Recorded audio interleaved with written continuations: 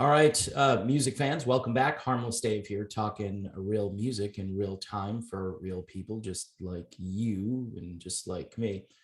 So, Ted Nugent seems to be the only one calling out the effect of toxic, lethal substances that are used in a recreational way. For somebody who's as libertarian as yours truly, I always have second thoughts about, hey, let's just legalize a bunch of drugs and we'll see what happens to people, right? People don't need more vices. They don't, because they don't have control. And what happened to Taylor Hawkins should be a wake-up call to the rock community and the celebrity community in general. Ted Nugent says he believes this is a very selfish activity. And I would agree with Ted, but I'd also add to it that within the rock community, there's an expectation that this is a normal part of this lifestyle. And this has been going on since the 1960s. And when you look back at all of the victims of this lifestyle, I think of Janis Joplin, who was literally on top of the world, had a one-of-a-kind voice, had a one-of-a-kind personality, clearly one of the best female singers, rock singers in the history of music, right? And people cite her as an influence. And then what people tend to do is, oh yeah, and I want to live like Janis.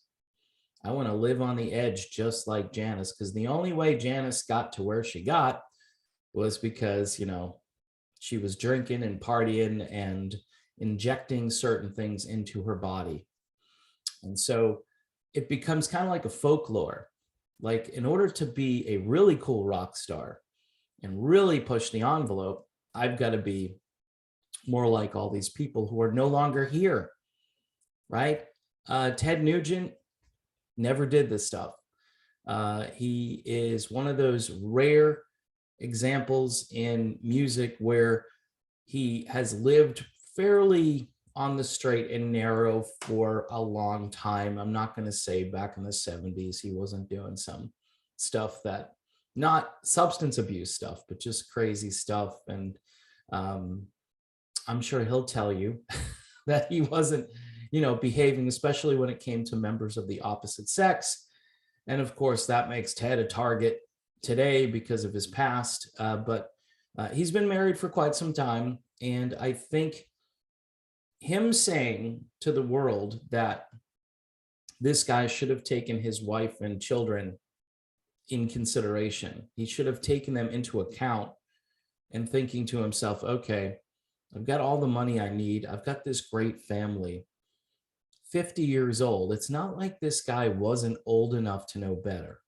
I cut people a lot of slack when they become famous and everything happens to them at once. And again, they're thinking, hey, I'm indestructible. 20 somethings, when you're 20, you don't think of like, hey, I'm going to die soon. That's not on your mind. And then, over time, it's like you touch in the hot wire or the radiator or whatever, and it burns you. And then you realize, I can't keep doing that. I can do it for a little while and I might be able to get away with it.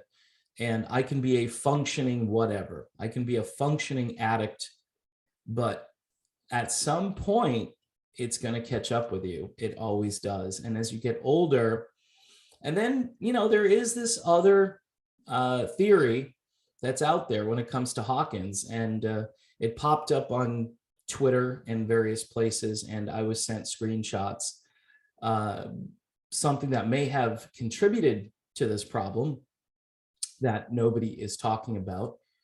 And it makes it even more likely that if you're mixing these two ideas together, that can't be good. Now, the media won't even touch that. They would rather go with the OD narrative. Seriously. It's sad. And people should be speaking out more against, if we're going to go with their narrative, which this is what they want us to go with. And I think if you get a tox report and this is what it says, and you put that information out there, and again, there hasn't been a final, conclusion to this. This is preliminary stuff, and they might come back and say, no, it wasn't that. But I have a feeling they're going to come back with that, because for their overall narrative to continue and for people not to think in terms of, okay, maybe there was something else that happened here, for that narrative to continue, they're going to just go with this. And it's super sad. It's sad either way, because it didn't have to happen. So Ted Nugent, who does his nightly Nuge, it's basically a live stream where he goes and talks about all kinds of things. He says it's heartbreaking on so many levels. He's talking about Hawkins, 50 years old with a horrible long-term celebration of substance abuse. I am casting judgment because substance abuse is selfish. His wife and daughter, I thought he had more kids than just one, but his wife and daughter, they should have been taken into consideration. Is spending time with your wife and daughter more important than getting high, or less important than getting high? Now, he goes on to talk about his former bass player, Greg Arama, so gifted at 15. Listen to the bass part on Journey to the Center of the Mind by Amboy Dukes. And the guy was just a gifted virtuoso. And he started smoking dope and ended up with heroin and died when he was, I don't know, early 20s. And the future he could have had. I told Jimi Hendrix, I said, no, I don't want your dope. It's going to kill you, Jimmy, according to Ted Nugent. Wow. Bon Scott would have come to the studio when my band was recording Weekend Warriors out of Miami, and AC/DC was coming in and working on Highway to Hell, just phenomenal musical powers. And he'd come in drunk every day with a bottle of Jack Daniels or Old Granddad whiskey, and he'd go, hey, Teddy, try some of this.